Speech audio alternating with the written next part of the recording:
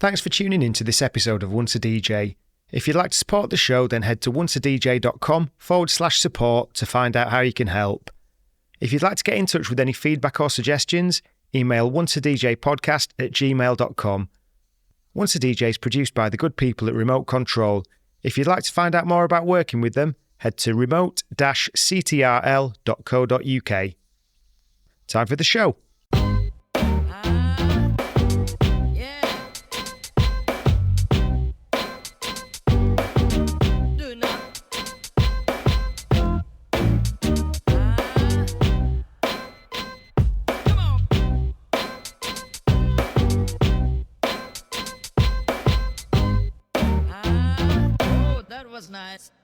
Once a DJ is brought to you with the support of Vinyl Underground Record Store.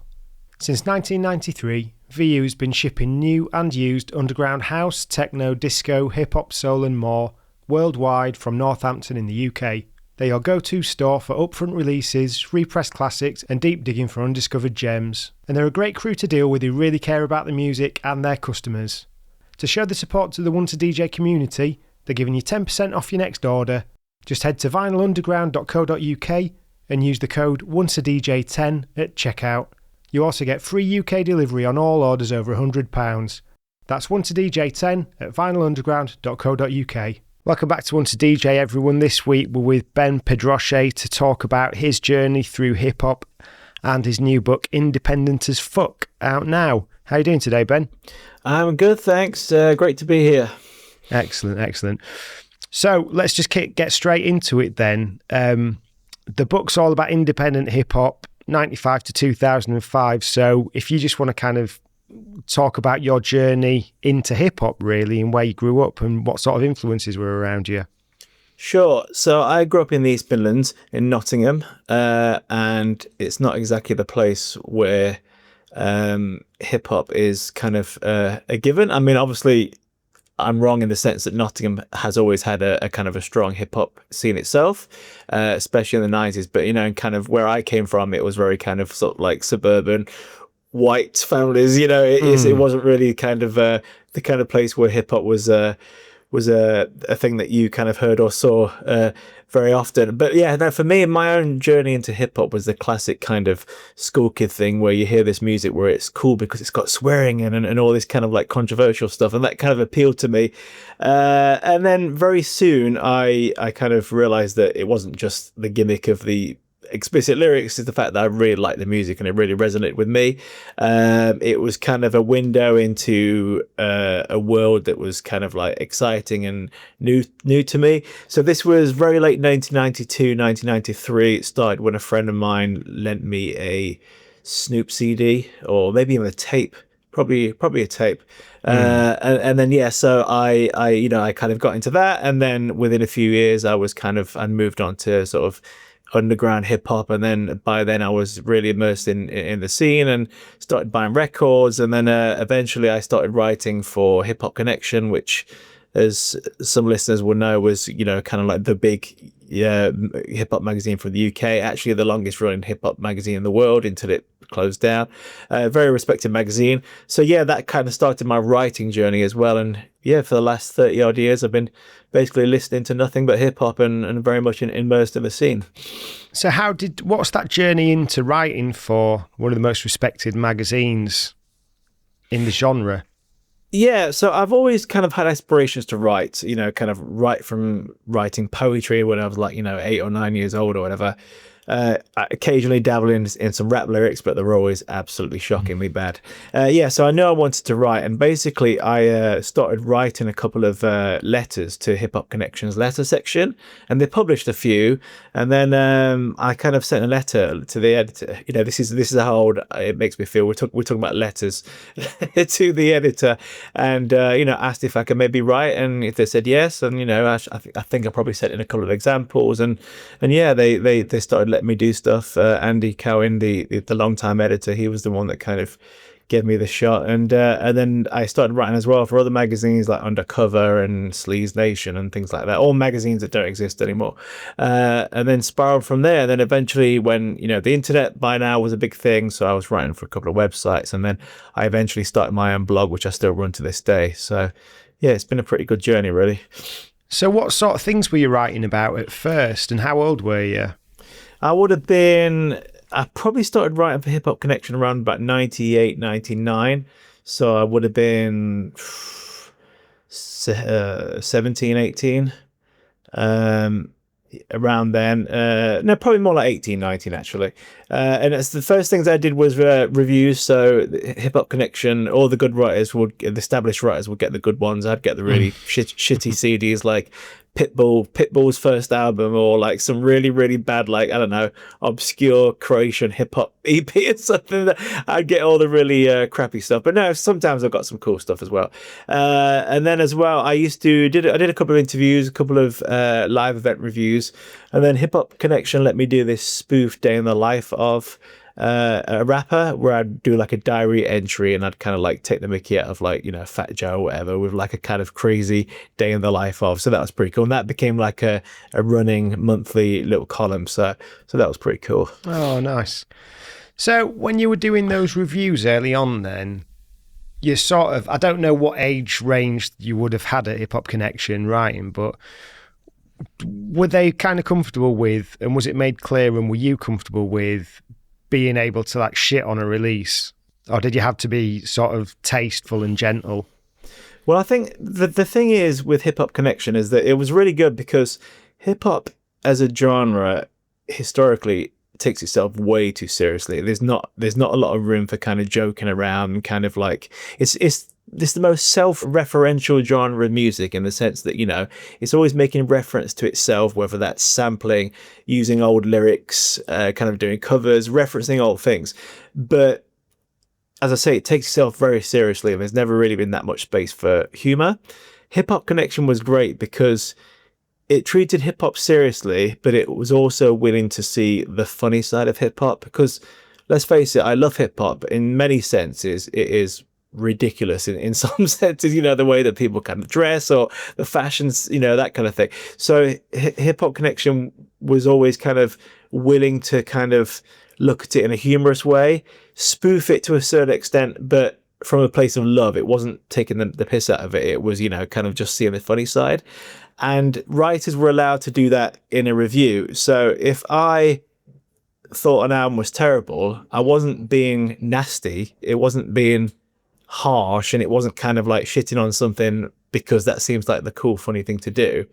It was done in a way where, okay, the music's not very good, but let's make it kind of funny, and let's make it a bit kind of, you know, sort of humorous, and take the piss in a kind of friendly way, rather than in a shitting on someone's hard work way. So yeah, it was a nice balance, essentially. So when you were writing then, did that give you any sort of cachet around going to gigs and things like that, or getting free CDs, or were there any sort of perks that you got? Yeah, sure. The concerts that I reviewed, I tend to be going to them anyway. So I'd kind of already bought a ticket, and then I would kind of say to Hip Hop Connection, like, I'm going to this. Do you want me to review it?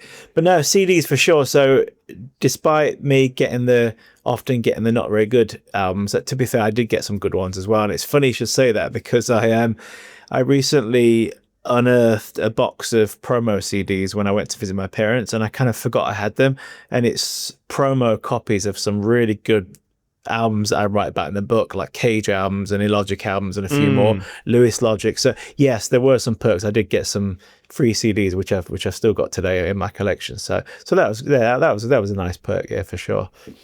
And were you just buying CDs, or were you into records as well? Yeah, so I both, basically. So I've started buying vinyl around about the time I left college, so like 16, 17. And so I used to buy albums on CD. I don't think I've ever bought an album until years later on vinyl. So I used to buy albums on CD, and yeah, 12 inches on wax every week without fail, yeah. That's a good way of doing it. Never thought of that.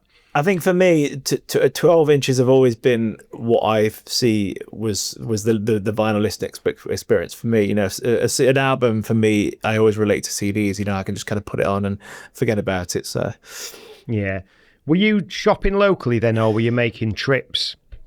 So a bit of both. So albums I would tend to just get from HMV, you know, this is pre-internet being a big thing. So, you know, you'd see an advert for this album comes out on 2nd of September, go down to HMV on September 2nd of September and buy it. But vinyl, yeah. So I was living in Nottingham then still. So I used to buy all my vinyl from Selector Disc, which was quite a renowned store in Nottingham that any crate digger worth their salt has heard of it. Doesn't exist anymore, it's all gone. But yeah, so they had 3 branches on the same street for different genres of music, and in one of the branches the hip-hop section was upstairs, and I used to go every Saturday without fail with my friend friend Sean, who's a really big house fan, and he used to buy house records and I used to buy hip-hop records, and then we used to go kind of, you know, just go for a McDonald's or whatever afterwards and just compare what we got. But yeah, I used to do that week in, week out. And then I used to come on trips to London every few months because my brother came to uni in London. This is years before I moved to London. And they were the amazing trips when I used to get to go to Mr. Bongo's, which was, you know, the seminal kind of hip hop record shop in London. And in my eyes, it was the best hip hop shop I've ever been to. It was just incredible. So those trips were really special because, as I say, they were quite sporadic, and when I used to go in there it was like a full kind of experience, and I used to walk away with maybe like 5 or 6 12 inches, stuff that you probably couldn't get as easily in Nottingham. Those trips were just amazing. And now again, that shop's closed down, although ironically I work about 10 seconds from where it used to be, so it's painful to think that when I did finally move to London in 2008 it had all gone. But there you go. Basically, everything I've talked about so far, and it no longer exists. It's really sad. So, because I never went to Bongo's, was there a lot of people hanging around there? And if so, was it an intimidating place to go into? Yeah, I personally found it intimidating. I talk about this in the book. So it was only small. It was it had a Latin music section upstairs, a world music section that I never went up to once. I never ventured up the stairs because I never needed to. So the shop was pretty small. You did used to get quite busy, and you know, it's got that perfect hip hop record shop aesthetic. You know, kind of graffiti tags everywhere, hype stickers everywhere, quite dark and dingy, music blasting really loud. But for me, I found it intimidating because I don't know why, but I was scared to ask what songs were playing over these speakers, because I just felt I felt like, I mean, this is probably my own paranoia at the time, but I was a lot younger, but I felt like if I wasn't seen as like an authentic hip hop fan who knew exactly what I was talking about, that they'd kind of laugh at me or something, which was stupid. I'm sure that was all in my head. And actually, I did know what I was talking about. That was the funny thing. But yeah, I did find it quite intimidating, especially when there was less people in there. If it was really crowded, you can just kind of blend in the crowd. But if it was only me and a few others, I kind of feel like they're watching me and making sure that I was actually looking at cool stuff. But yeah, I'm sure it was just all in my head. But no, I used to love that shop so much. I still miss it to this day. Yeah, it's something I found with your kind of shop guys in record shops. Sometimes when I'm sort of low confidence, if they go, oh yeah, this is really good, this is really good, this is really good, I just go, yeah, okay. And you just buy them and get them, and I'm like, it's not though, is it really, now that I've actually listened to it? Yeah, they definitely had the quotas of certain things they were trying to sell. So yeah, but it's funny. I was thinking of this the other day. You know, I just mentioned that I felt like I would get laughed at if I wasn't kind of fully knowledgeable. But now I was thinking the other day that now that kind of young people in particular are buying vinyl again, it must be the other way around now, where kind of most people who go into record shops are the people who don't know much. You know, I imagine if you're like 19 years old, you're probably going into a record shop and looking for, probably to the guys behind the counter, it's probably the most obvious like Led Zeppelin or David Bowie record there is. Yeah. But for that person, they want to discover it. So it's kind of like now you probably get more people who don't know about records than the experts going into record shops. So. Yeah, and I think this kind of comes into something that we've touched on before on the show is around how we're consuming, and that we don't have our tribes in the same way that are based around music. So you don't get that lead on knowledge from the people around you so much as well. So people will be going in for something really isolated because it's come up on an algorithm without them kind of having the bigger picture. Yeah, it's very true. But I mean, that said, with algorithms, there was one point where a lot of my sort of digging, research, whatever you want to call it, discovery, was just YouTube. Like, I used to find the YouTube algorithm was actually really, really good. Yeah. It just put me on to like more and more things, particularly around soul and again, like Latin stuff. It's quite good. But yeah, that said, they're not genres. I go into record shops now and I'm still just like, I don't know anything. Yeah. I found this the other day. I know what you mean about the algorithm. I think Spotify should be better at that. Their algorithm doesn't seem to be that good in terms of serving me up things it thinks I like. But yeah, you're right. The YouTube algorithm is scarily accurate at times in terms of what you're looking for. So yeah, Spotify plays it safe, I think. It seems like it'll give you something that's a little bit removed from what you've been listening to, but then it'll give you things that are really, really, like you've listened to them before, or they're kind of the obvious ones in the world of what you've listened to. Yes, exactly. It's kind of like the most obvious next song in what you might be looking for, rather than a surprise, if you like. So like an uncut gem, sort of like, yeah.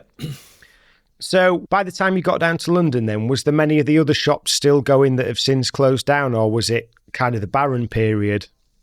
It was the barren period. So Mr. Bongo's had already closed by the time I moved down here, which really sucked. Deal Real, I'm pretty sure had already gone. So you were kind of left in the same situation where we are now. So I work in Soho, and I work, like seconds away from where the record shops in Soho that have been going for years are still there. So like Reckless Records and Sister Ray.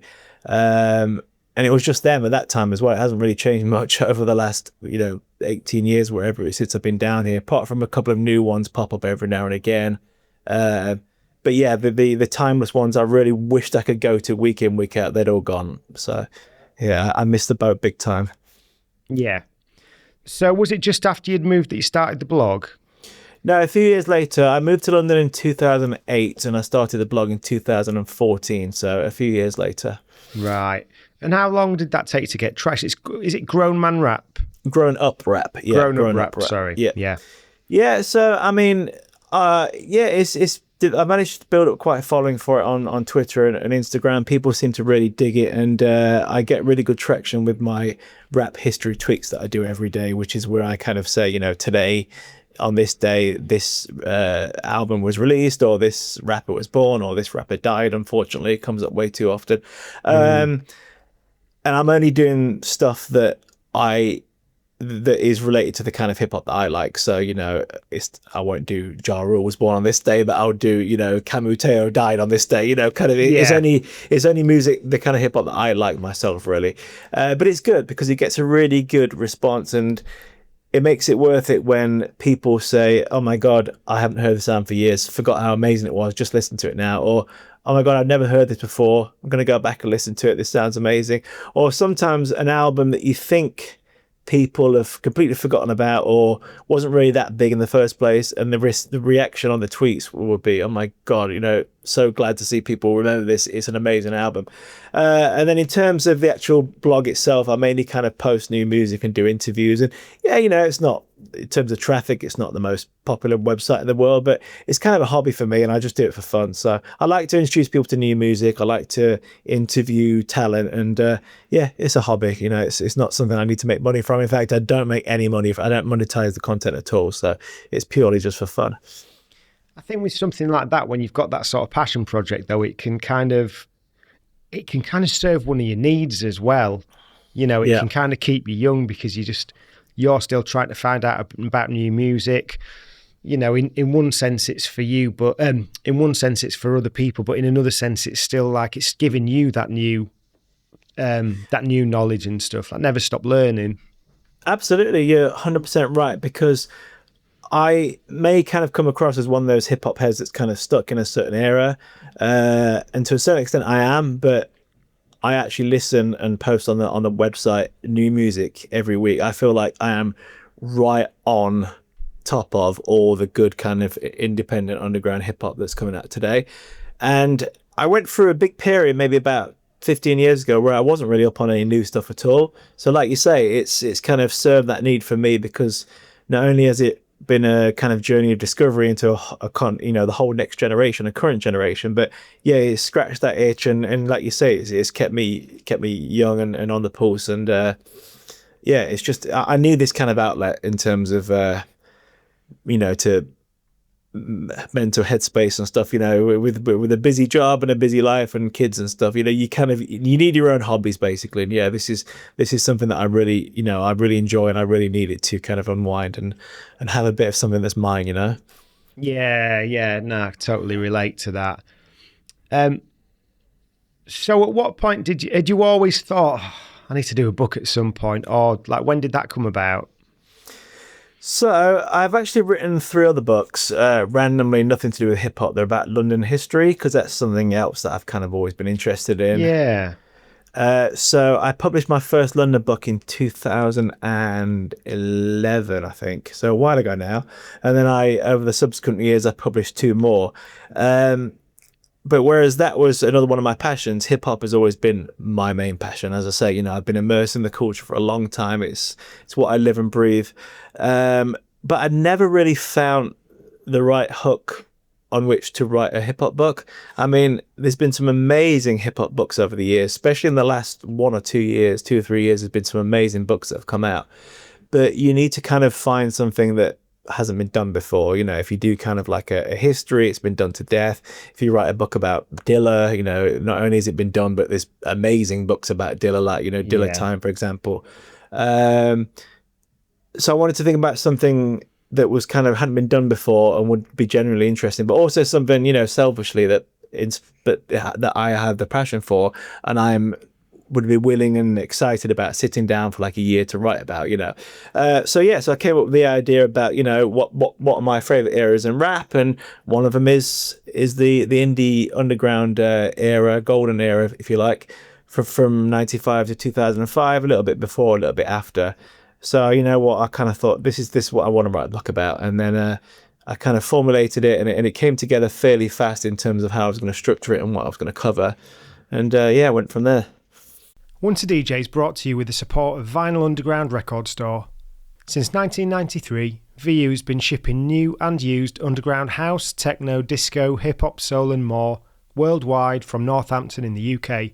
They're your go-to store for upfront releases, repressed classics and deep digging for undiscovered gems. And they're a great crew to deal with who really care about the music and their customers.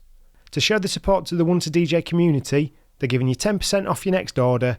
Just head to vinylunderground.co.uk and use the code ONCEADJ10 at checkout. You also get free UK delivery on all orders over £100. That's ONCEADJ10 at vinylunderground.co.uk. I wanted to create a product for the listeners to be able to support the show and for the guests as a token of gratitude for being on, so I've teamed up with Sure Shot Shop to create some Once a DJ 45 RPM adapter clamps.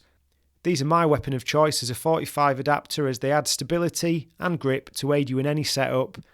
These are available for £25 each plus flat fee postage from onceadj.bigcartel.com, and if you'd like to see the other models you can buy and also customise, check out sureshotshop.com.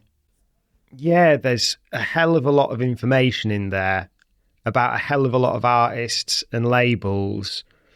It must have been hard to kind of cram so much into it. What was did you have to do a lot more research, or was a lot of it just things you already knew? Because you talk a bit about the histories of different artists with other artists, and there's kind of almost like mini family trees in it and things like that at times. Did you have to do a lot of extra to get that info? Yeah, I mean, the big ticket stuff, like the history of LP or Doom or Mos Def, whatever, kind of, I knew that anyway. But even then you have to research it to make sure you get it right. But there was a lot of research related to the kind of lesser known artists, because I wanted to cover basically everything as much as possible, and I wanted to shine a light on a lot of the artists that maybe made a couple of 12 inches or one album and no one remembers them now. So it was difficult to go back and find information on some of those, and also in the sections on the kind of regional indie underground sections, some of the local artists, like say some fairly obscure group from Boston from 1997, there isn't much information out there, even online. You're kind of working Yeah. from like a vague sort of bio on Discogs or whatever, and you have to kind of piece stuff together. So yeah, that was quite difficult, and that required a lot of research, but it's fun, right? It's a topic that's fun to research about, and you find a song, an obscure song somewhere on some dark corner of YouTube, you listen to it and you realize it's amazing. So there was a lot of research, but it was a lot of fun at the same time. Yeah, there's a lot of stuff that I've taken from it where I'm like, right, I need to listen to that, or I need to listen to that again, because you're talking about albums, because I kind of started getting into hip hop really late 90s. So I've not got that knowledge from when a lot of this stuff came out. I wasn't hot on new releases. I wasn't getting Hip Hop Connection, any of that. It was a very slow journey for me. And then I quite quickly got as interested in samples as hip hop. So I've not got all that. But there's so many artists in there that I know nothing about. I might have heard the name once at most with some of them. And like we were talking about earlier on, kind of listen to new music, it's like a journey of discovery. The research was a journey of rediscovery, because I listened to some stuff that I haven't heard I haven't heard for years, and kind of forgot how good it was. But also new stuff as well. By no means had I already listened to everything I wrote about in the book. Like I say, some of the more obscure artists, or someone like Hieroglyphics. So Hieroglyphics is such... when you put all the kind of the group albums and all the individual Souls of Mischief and all the individual discographies together, it's a huge amount of material. So like there was maybe like, the second Pep Love album that like I'd never actually heard, that was example, so it was a kind of, I was discovering things that I never heard even at the time before. So it was a real kind of journey of discovery. Yeah. Something I quite enjoyed reading about in the book was the bit on wrestling. What was let's forget about hip hop for a bit. What was your relationship with wrestling? What era did you get into it? Who like really kind of struck a chord with you and all that? Because I find it really interesting thinking about the similarities of hip hop and wrestling.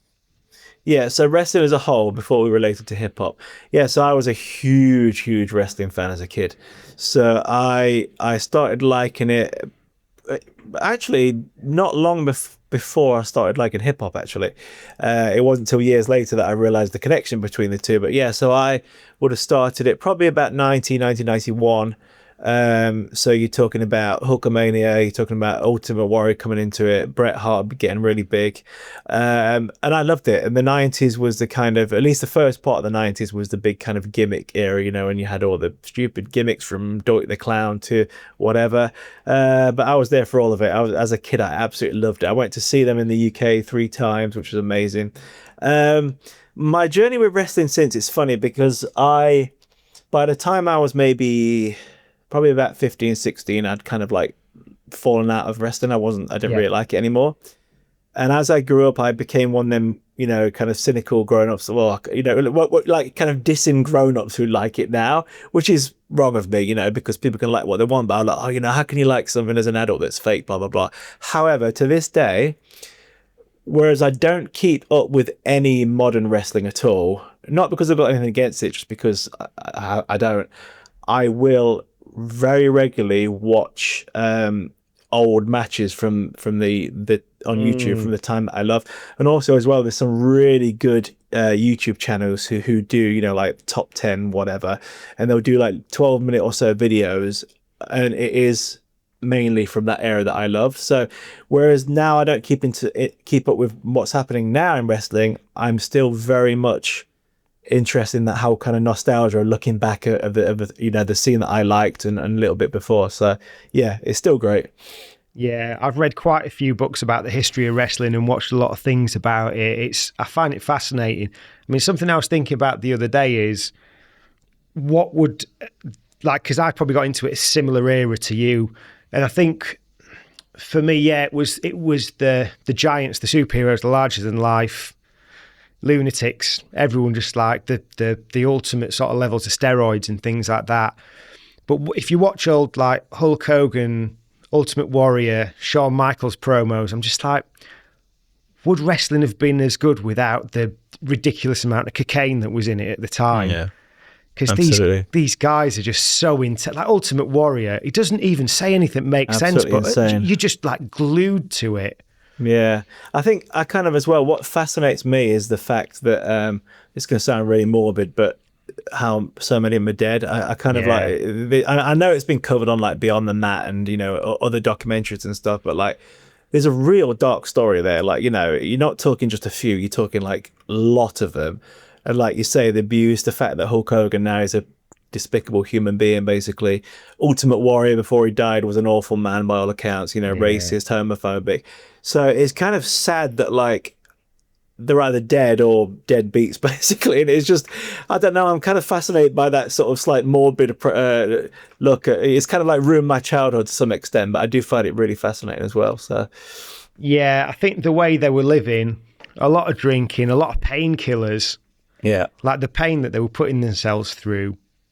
yeah, It's kind of untenable. You look at things about like the British Bulldog, you see interviews where he's yeah. just like, Off he's his on face. I think it was like GHB. Yeah. It's all like puffy and slurry and stuff. It's really hard to see. Yeah, and you tend to think they were all old when they died, but like even someone like Big Boss Man was only like I think something like 42 when he died. But like you would have when I watched it, it felt like he was already 42, and that was in 1992. So Yeah. not only did it kind of like age their bodies in terms of their muscles and stuff, but it kind of aged their faces as well. So Yeah, I think something where you kind of see a bit of the parallels with hip hop is where people had to live the art. yeah, And in some ways, that's the downfall, isn't it? You get these wrestlers that were athletes, but they had to be tough guys and that sort of thing. And with rappers, when they're kind of rapping about street life, they stay connected to it or they become connected to it. But yeah, I think if you look at sort of the cost of the lifestyle, really by head count or body count, it's probably incomparable, the amount of wrestlers lost at a young age versus rappers. yeah. Yeah, you're absolutely right. I mean, the amount of rappers that have died young is just, like you say, it's just ridiculous. And we tend to think about the big ones, the Biggies and the Tupacs and stuff. But in my book, I kind of make a point of highlighting that from the underground independent rap scene, there's been so many people that have passed away, especially in the last 4 or 5 years. But yeah, you're right with the wrestling and as well. And the kind of, again, I'll talk about it in the book, like you mentioned, I make like a bit of an analogy between wrestling and hip hop. And for me, the similarities are also like in the kind of fake manufactured like beefs and that kind of stuff, kind of animosities. The gimmicks, you get rappers with gimmicks, and yeah, there's a lot of comparisons and a lot of similarities. Yeah, something I find fascinating is kind of looking at some of the moves that Vince McMahon made in the 80s to take his corporation or whatever you'd want to call it at the time global. So like when he was putting on one of the first WrestleManias, he didn't offer CCTV? Didn't offer it on cable or whatever it was within, say, like a 300-mile radius of the arena. So if anyone was there, they had no choice but to go to the arena. There's loads of other stuff like that he's done that's been pretty smart. I mean, I feel a bit awkward even saying his name considering the state of what he's done. This was in that Netflix documentary, wasn't it, recently? I mean, as a businessman, he was horrible, but also kind of a shrewd genius at the same time, so. Yeah, and it's crazy the things that he would do for the business. Like he'd let people do anything to him really for the business, but I think expected other people to have that. And he'd do things that most sane people wouldn't do for their business. But yeah, that's enough about him. So just thinking about it in the book, I was just wondering, are you more into beats or lyrics? That's a good question. I mean, ultimately probably the beats more, but because that's what moves us, right? That's what kind of makes your head nod. And my kind of biggest heroes in hip hop are usually tend to be producers, someone like DJ Premier. Having said that, I've always appreciated good lyrics and good rapping. So I'd say probably about 70 beats, 30 for rapping, maybe 60-40. But both, for me, it's the whole package. Despite what I've just said, I very rarely listen to instrumental hip hop albums all the way through. Like I have a couple of tracks on particular favorites. Even something like Dilla, even like Donuts, I won't necessarily listen to it all the way through, for example. So, which kind of speaks to the idea that I probably do like the lyrics more. I'd say about a 60-40 split. Yeah. So when it comes to an album kind of going overground, as it were, or a piece of hip hop, be it a song or an album, which do you think is more important to something getting that crossover success? Do you think it's going to be lyrics or beats? I think with someone like MF Doom, for example, I think for him it was probably more like the lyrics, because people kind of understand the kind of the imagery and the wordplay that it conjured up. For someone like Dilla, it's the beats. People it resonates with people on a quite a broad scale, and it's got the potential, or has had the potential to appeal to people from many different kind of walks of life and genres. So it's a bit of a mix of both, I think. Yeah. There was some nice surprises in the book I found around certain little bits of trivia. So like that No Limit was started in the Bay Area. I never had any idea of that. And the Beatnuts being closely linked to Tribe, because around the time I was reading it, I listened to Moni Love's interview when she was talking about how important they were in the early sort of phase of Tribe. Were there any bits that you found in your research that really surprised you? Yeah, there was a couple of bits. I mean, as you say about the Beatnuts, kind of, I kind of always associate the Beatnuts as being Juju and Psycho Les, but like it wasn't a surprise to me because I already knew that they had kind of Fashion, who's later became Alf Tariq. He was a member of the original Beatnuts.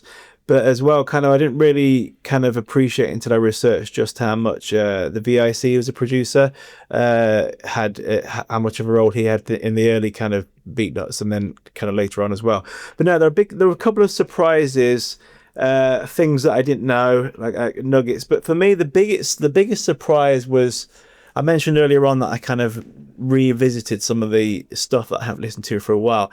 And the biggest takeaway for me is I always feel and felt like primarily I'm a kind of New York underground hip hop head, right? Because that's the real kind of rugged, thick boom bap, post boom bap beats, and I still am. That's where my heart is. But it was a surprise to me that how much I now appreciate on a way bigger scale West Coast underground. So for me, my favorites were always Dilated Peoples and Hieroglyphics and Sophia and Defari and Jurassic 5 and people like that. But the biggest surprise was going back and listening to a lot of the Soul Sides and then Quantum Projects artists. So in particular, Lyrics Born and Black Alicious and Latyrix, which is Lyrics Born, and Latif. And although I was aware and listened to it at the time, now I appreciate it a lot more. I don't know why, and it's a surprise to me because I almost think now I almost like California underground, maybe even more than New York underground. So that was a big surprise. Another big surprise to me as well was Def Jux, right? So because I was a big Company Flow fan and I was a big Raucous Records fan, when Raucous kind of started going downhill and LP started Def Jux, I at the time, thought Def Jux was a little bit too weird for me. It was a little bit too kind of sci-fi, dystopian, abstract, a little bit kind of nerdy, weird. And I wasn't that interested at the time. But now, again, I've gone back and like re-listened to a lot of those albums, a lot of those things. People like Mr. Liff and, Cannibal Ox and LP's solo albums. And now I kind of understand it and appreciate that so much more. And now I kind of like, reevaluated my relationship with Def Jux, and I really love it. So they were big surprises for sure. Yeah. So there's a couple of things there that lead into things on my notes. Because it was nice reading that Black Alicious got quite a bit of attention in, like not a weird amount, but they got like a nice amount of attention in there. I think what you get with the albums is that the production on them's aged well, because there's quite a lot of that fat kind of 80s funk influence stuff in there. And with that mainstream, say it was like Olivia Rodriguez, I think it was, who had a big hit this year with something that had that sort of 80s boogie feel. And certainly like The Craft has a lot of that in it. Sure. So I guess there's that reference. Because it comes into something else I was going to ask you about as well, around when you listen to certain things. So like for me, I know that the sort of common opinion is that the second and third Tribe albums are the best, but I think People's Instinctive Paths is up there with them. I think it's very different, but I think for me, I probably prefer it. I think it just feels like more of a like psych journey almost with the beats and stuff. I think it's aged really well, but it might be to do with that was the first Tribe album I got into when I was first discovering hip hop, and because it's got so many accessible samples in there. It's got like the Beatles, Sly and the Family Stone, stuff like that. But it is like, is there anything that you've listened back to that you think, oh, yeah, it's not as good as I remembered? Yeah, there was quite a bit actually. It was mainly kind of that whole period where a lot of rappers, especially in New York, were doing kind of conspiracy theory, Illuminati type stuff. And to be honest, it was quite cringy at the time. I'm talking about like Immortal Technique, non-fiction, people like that. And don't get me wrong, I love non-fiction as a group. You know, The Future Is Now is an absolute classic. But yeah, it's dated very badly. I mean, it kind of sounds really cliched, but really cringy as well. And to be honest, it's not a surprise at all that now Immortal Technique is someone who's I'm completely turned off from him, because he's got some extreme, like, you know, conspiracy-esque opinions, and he's quite homophobic and that kind of stuff. So it doesn't really surprise me looking back that a lot of these guys are making that kind of music now. Like Necro, who's, you know, kind of Ill Bill's brother from Non-Fiction, he's turned into an absolute MAGA head, and he's, you know, so like he's completely gone. And it's just like, in retrospect, you can kind of see that journey developing in some of that music. But yeah, it's really dated. You know, Pale Dark Horse and all that kind of stuff. It's just really dated for sure. Yeah. But going back to your point about Black Alicious and people like that still sounding great now, you mentioned it's accessible, and you're right. Like the first Tribe album is very accessible, and I think because Black Alicious weren't particularly like heavy or like political, it was quite spiritual and it had some deep meaning, but it wasn't like overtly kind of its time. It does make it timeless, you know, whereas like I say, if you do go and listen to a non-fiction record, it is of its time, but the more accessible it is, the more timeless I think it's become. So and just on Necro, it must be, because I don't know if you find it, but for me, I really just associate Ill Bill Non-Fiction with Necro. Yeah.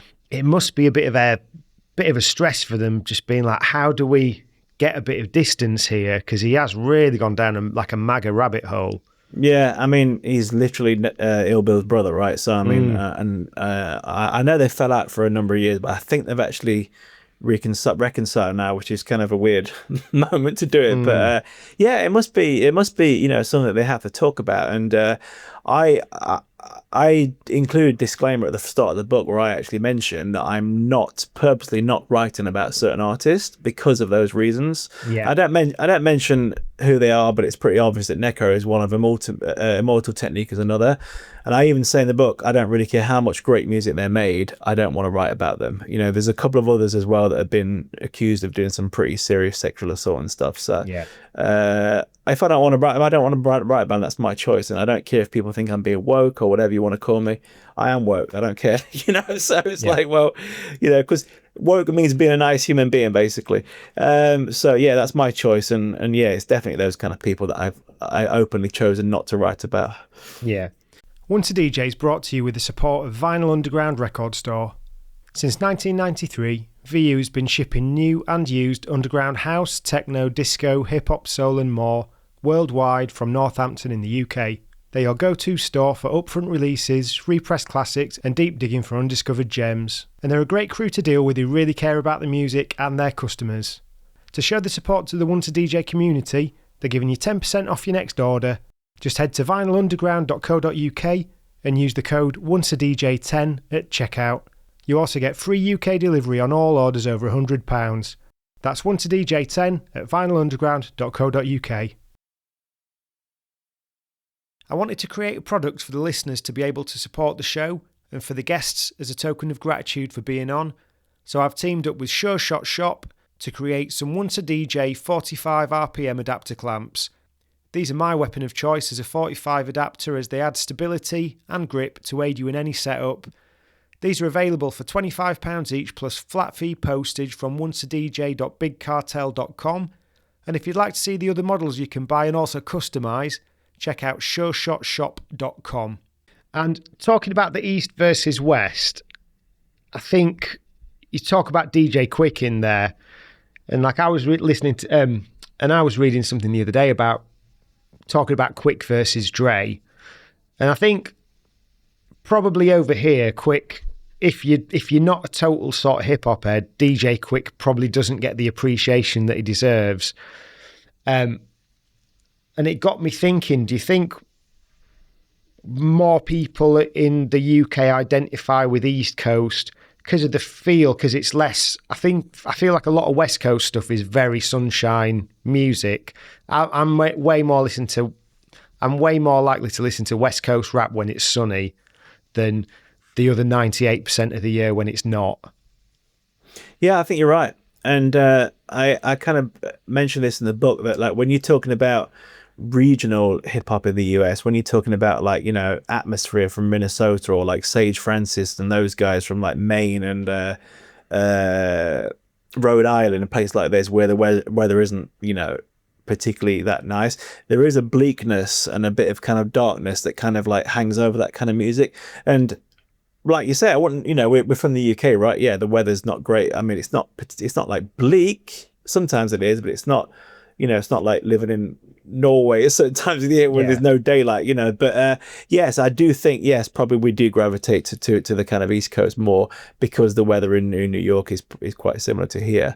And from an aesthetic point of view, yes, you're right, West Coast hip hop does generally kind of evoke feelings of sunshine and kind of like, you know, palm trees and stuff. So yeah, I definitely agree with that. Yeah, I think the one album for me that's an outlier with it in particular is Illmatic. It sounds equally as good when the weather's shit or whether it's really good for some reason. Yeah, I think Tribe as well. You mentioned Tribe. I mean, Tribe is pretty much my favorite group, and you know, any one of their albums. So, by the way, I also agree with People's Instinctive Travels, and I don't care what anybody says, Beats, Rhymes for Life and The Love Moment were also very good albums. They never made a bad album. I don't care what anybody says. So yeah. Another, just on the unsung heroes, as per DJ Quick, you talk about Coolio and his first album, It Takes a Thief. Now, I listened back to that a while ago and it's really good. And you don't... It's quite interesting how Coolio, I think, generally doesn't get the appreciation, kind of because Gangsta's Paradise was so big. Yeah, I mean, Coolio was an interesting one because, like you say, because it was so big, and then when that happens, an artist often kind of becomes a parody of himself, right? And kind of like, you know, I think in later years, Coolio was a parody, essentially. And, you know, and kind of you can't blame the artist for embracing that because they've got to earn a living, right? You know, and that money from Gangsta's Paradise wouldn't have lasted forever. And obviously, you know, he died way too young. But no, you're right. Yeah, someone like Coolio doesn't get that respect because people just think of him as having this one massive hit. But he was very integral to West Coast hip hop from being a member of WC and the Mad Circle. And yeah, that first album was very, very respected. It's a great album, yeah. Yeah. And there's a few people like that, you know, that have kind of, like I say, they've become a bit of a cliche. Like Flavor Flav is another one, right? Like Flavor Flav has now kind of become a walking parody, but he is an important part of Public Enemy's story, which is an important part of hip hop history. So super talented musician as well, isn't he? Yeah, he can play quite a few instruments, don't he? Yeah. I've seen footage of him on the piano, and it's pretty impressive. Yeah. No, I mean, he's like a bit of an institution, hip hop institution in some ways, but you know, he's seen as a bit of a comedy character, which is a shame. So yeah. So another big thing in the book is the sentiment around the shiny suit era and the jiggy rap. So I'm kind of interested in your more expanded take on that. There's a few things in there because you talk about it remaining to be seen just how real the cultural gap actually was between the scenes. I think you're talking shiny suit and underground. Is that around labels and sub-labels and things like that and how controlled everything was, do you mean? Yeah, I mean, I think in terms of how it remains to be seen how serious it was, that kind of goes back to the wrestling analogy as well, actually, in the sense that like a lot of this stuff was probably kind of like to an extent manufactured drama, you know, kind of like you got a lot of hip hop underground artists saying that, you know, we did listen to all the puffy stuff. It's just that we didn't necessarily tell anybody, you know. So, and they used to frequent the same kind of clubs and stuff like that. You know, these stories of like, you know, Puffy's entourage squaring off against like, you know, the most deafs of this world and stuff. But in terms of the kind of like us versus them, the battle between mainstream and independent hip hop, even if it was manufactured at the time, it felt very real. Like, you know, you really had to pick like a side, you know, and me, I was team underground. So, and a big crux of the book, which is why I called it independent as fuck, because for people that don't know, independent fuck was like, as fuck was kind of like it became a bit of a rallying cry. Like there's literally a picture of Company Flow in the inlay of their album, where they're, you know, sticking fingers up at the camera with the words independent as fuck on it. And it really sums up that kind of mentality of, we are anti-mainstream, we are doing something different, we're doing something more authentic, more creative than what's happening in the mainstream, which, like as you say, was the kind of shiny suit era. And for people who don't understand what that shiny suit era was, that was kind of like late 90s, the era of Puff Daddy and his artists, Mace, people like that, Jay-Z to a certain extent, where hip-hop in the mainstream became very kind of formulaic and very shallow. So the music wasn't kind of finely structured beats anymore. It was just, let's take a sample of a Donna Summer record or whatever, Diana Ross record, just loop it wholesale, and let's literally just make very shallow lyrics about being in a club and buying Cristal and, you know, paying for expensive women. It was very shallow and very formulaic, and hip hop had lost that kind of edge about being kind of political or socio-economic and having a good positive message. It became very kind of shallow, and I keep using that word, but that's the best way to describe it.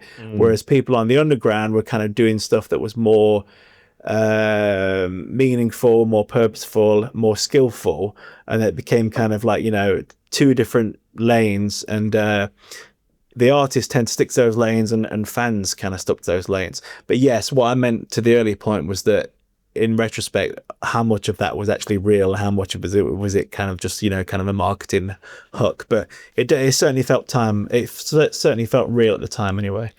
Yeah, because it was again kind of, I was still early on finding out about hip hop, but at the time I was kind of quite somewhat against the shiny suit stuff. But going back, if I see anything now from that era that's a banger, I'll buy it. Oh yeah, don't get me wrong. There was great music at the time. You know, Biggie Smalls comes from Puff Daddy, right? You know, Craig Mack come from Puff Daddy, and you know, Jay-Z was making half decent stuff still, you know, around about that time. So it's not to be completely dismissive of all that kind of music, anything that was commercial. It's just that kind of strain was just kind of way too formulaic. Yeah. But it served its purpose. It made hip hop a lot of money, and that was the kind of journey towards this phrase that people keep saying, that hip hop is the most popular, you know, genre in the world. So it had its purpose. It's just wasn't the most meaningful music you can think of. Yeah. And just going back to the underground, then back to our safe space. When I was reading about Dilla and Doom, I've been thinking quite a bit about Doom recently.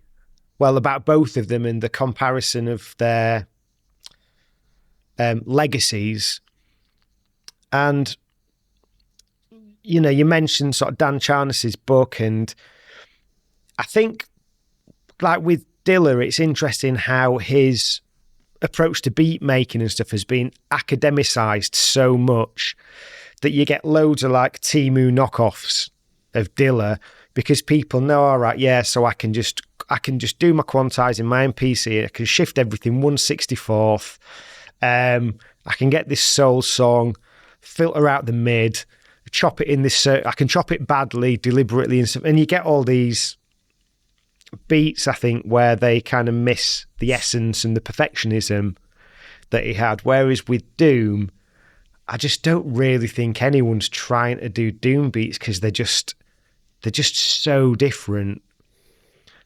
Yeah, you're right. It's like nice to think about that with Doom, and that's not meant in any disrespect to Dilla.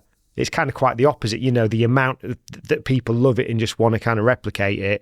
But I just think it's cool with Doom how no one's really trying to be in his space. You mean as a producer or as a rapper? I think both. Yeah. Yeah, you're right. I mean, I don't think most people are capable of reaching his space. You know, that kind of the level of writing is just kind of phenomenal. It's kind of completely unique. It's completely stream of conscious, but it's not a stream of consciousness that is nonsense. It kind of makes sense, and it was very well structured and very, like you say, with someone like Doom, you kind of think that Doom was like a bit of a mess as a person. You know, like he liked to drink a lot. You know, people said he was a bit like a slob and stuff, but like his music, you might think it's kind of like free flowing, but it's very, very structured. Like, you know, the way he structured his rhymes was very, very precise and very well thought out. Yeah, like you say, someone like Dilla, kind of he's perfected imperfection, right? Is a good way of saying it. And yeah, like you say, now people are trying to do the same thing, but you've got to have that knowledge. Dilla knew he was breaking conventions, but knew how to present it in a way that was still kind of conventional. You can't just completely go and try and be Dilla by breaking all the rules and making everything out of time. It doesn't work like that. You know, Dilla could be out of time, but it was still amazing and perfect as well. So you've got to have that skill, and you've got to have that knowledge, and that natural musicality as well, which a lot of people don't have. That's a very rare skill, to have natural musicality. And I guess the difference you've got is really probably most rappers who can rap could rap over a Dilla beat and make it work. Maybe with some of the Doom beats, because they're so out there, there's maybe only Doom that could have rapped over a lot of it. So kind of brought it into the hip hop lexicon, I guess.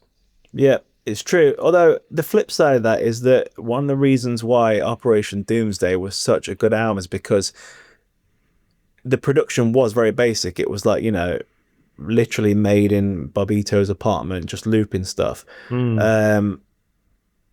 And that was more about the lyrics, like you say, kind of Doom's. Right. I think Doom's kind of like a reputation as a producer came a bit later, whereas first he was all about how amazing the delivery and flow is on those records. So yeah, and then I think just to bring it full circle with the book, then just my final real sort of observation was, as I say, there's a lot of music in there that I don't know and haven't listened to, but the albums and the artists and the labels that are referenced in there that I do know, I do very much agree with what's written there.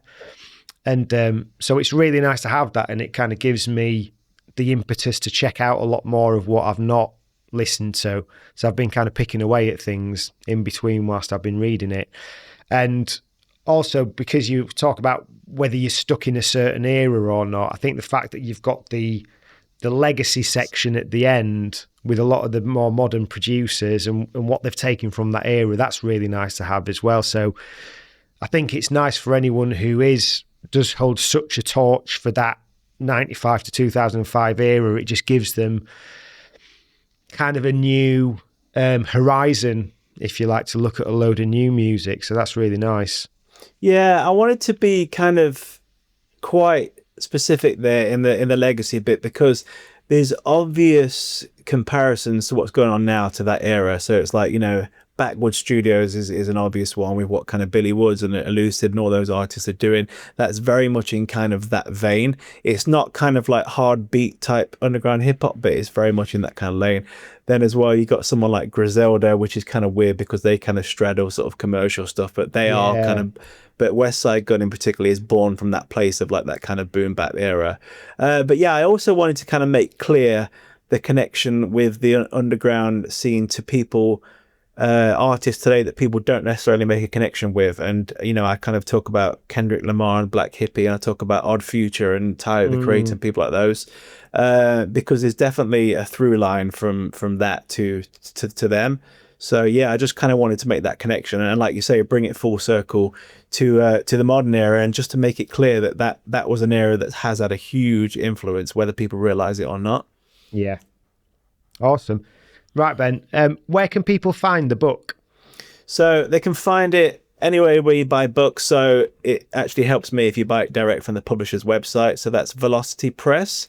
So if you just Google that, it will come up, or you can find all the links on my socials. So I'm Grown Up Rap, all one word, on Twitter and or X as we should call it, and Instagram, and I've got all the links where you can buy it there. But basically get it on Amazon or various bookshops. Wherever you get your books from, you'll be able to find it. Any shop you go into, they'll be able to order it for you.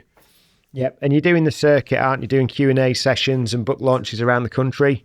Yeah, they've been really good. So I've done 2 so far. We've got more coming up. There's one in London going to be announced soon. They're really cool because it means that you kind of get to obviously get the book out there and hopefully sell it for you. But it's really good to get kind of a community of like-minded people together, and you find the people who come, they're very engaged and they're very interested in it. And these kind of Q&As tend to be like a nice, you know, someone will host it and ask me questions about the book, similar to what we've done today.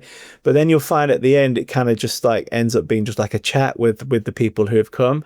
And the conversations I've found are really, really great. You know, it's satisfying for me because it knows that it proves that kind of I've hit the mark and I've done something that resonates with people.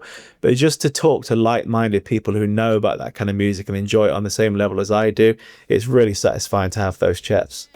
Awesome. Great stuff. Well, best of luck with it all, and thanks for your time. Thank you very much. It's great to be on.